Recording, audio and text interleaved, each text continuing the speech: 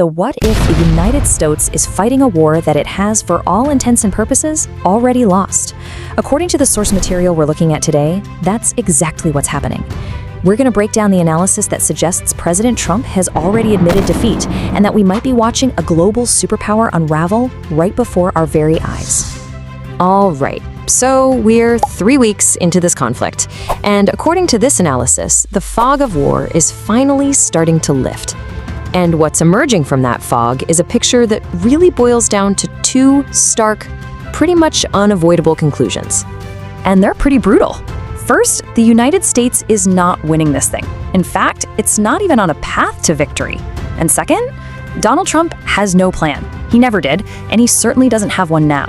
He's just running out of options, running out of allies, and frankly, running out of time.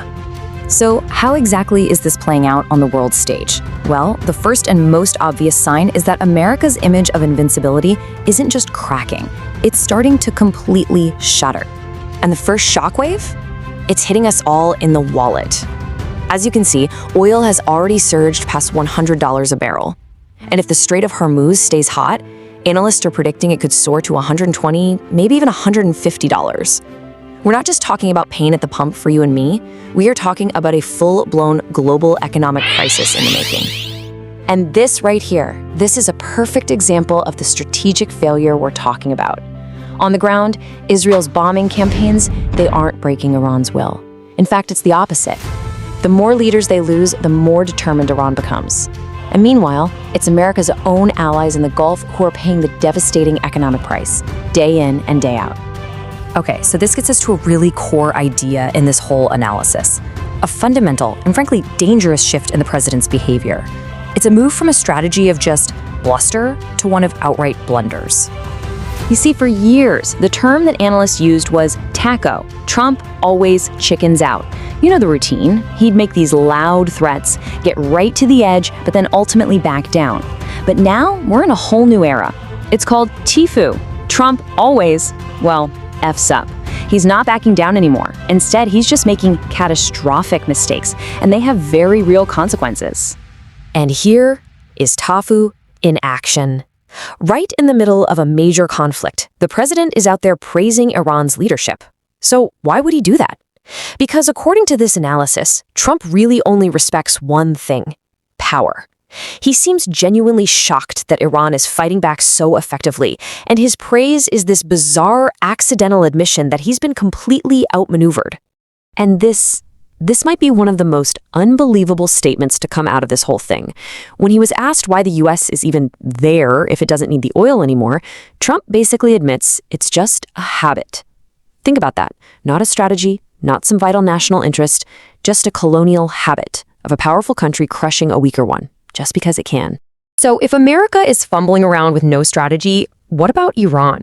Well, it turns out they've played their hand masterfully, effectively trapping the US military in a strategic checkmate. Here's how they did it, and it's pretty brilliant.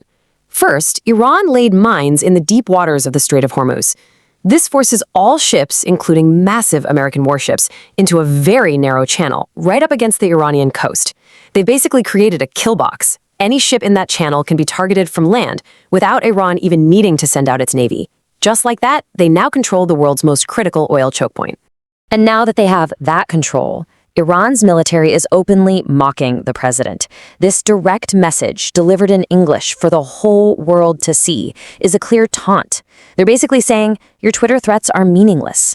Wars are won out here, in the real world, a place they claim US forces don't even dare to go anymore. So what happens when you fail this badly on the battlefield? Well, your friends start to disappear. Fast. The strategic failure on the ground has led to a total diplomatic collapse. America's grand plan for a coalition? It failed, and now the country is dangerously isolated. And just look at this list. It's staggering. Canada says, we're out. Switzerland has closed its airspace to military planes. Spain is now rethinking whether it even wants US bases on its soil. And get this, even the UK, America's staunchest ally, is refusing to send warships. NATO has basically just washed its hands of the whole affair, telling Trump, you made this mess, you clean it up. But Trump's response to being abandoned by the entire world, it's not concern, it's not strategic rethinking. It's more like a kid throwing a tantrum. He's claiming he was just testing them all along and that they failed his test. He insists America doesn't need anyone, but it's a defiant posture that's only making the country more and more isolated. And this is where everything really starts to spiral out of control.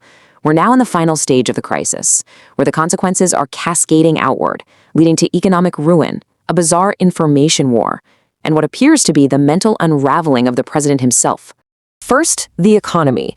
According to Goldman Sachs, if this war just drags on for 2 more months, the results for America's allies in the Gulf will be beyond catastrophic.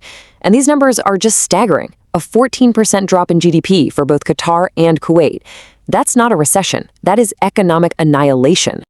Okay, now things get weird. In the middle of all of this, a bizarre mystery has erupted online, one that perfectly captures the chaos of this new kind of warfare. The question everyone is asking is, where is Israel's Prime Minister, Benjamin Netanyahu? So after Netanyahu vanished from public view, rumors started flying that he'd been killed in an Iranian attack. To stop the rumors, his government released a video of him at a cafe. But within hours, AI-generated parodies popped up showing other world leaders in the exact same cafe. The official video was immediately declared a deepfake. And the point is, in an age of AI, we can't even trust what we see anymore. It's a full-blown information war. And here's the crucial takeaway from this whole bizarre mystery. It almost doesn't matter if he's dead or alive. If he was killed, that's a massive blow. But if he's alive and has gone into hiding, it means he is so terrified of Iran's targeting capabilities that he can't even appear in public. Either way you slice it, it is a huge strategic victory for Iran. And finally, we see the immense pressure taking its toll on President Trump. While trying to attack the governor of California's cognitive abilities, Trump makes this incredible gaffe, accidentally calling the governor the President of the United States. In trying to mock somebody else's mental state, he only ends up making a joke of himself. So where does all this leave us? Well, the picture is pretty bleak. There is no quick end in sight. There is absolutely no exit strategy. The strategic oil reserves that could be used to stabilize prices, they're going to run out eventually. America is being dragged deeper and deeper into a long, unwinnable war, much like Vietnam. And that leaves us with a final, really haunting question.